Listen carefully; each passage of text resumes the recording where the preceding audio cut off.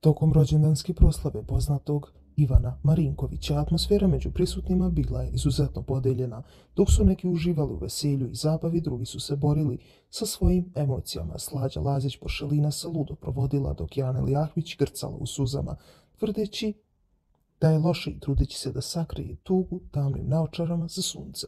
Anelija je očigledno pokušavala da sakrije suze dok je slušala pesmu Stani dušo. Ova pesma, koja obično izaziva snažne emocije, dodatno je pojačala njenu borbu sa osjećanjima.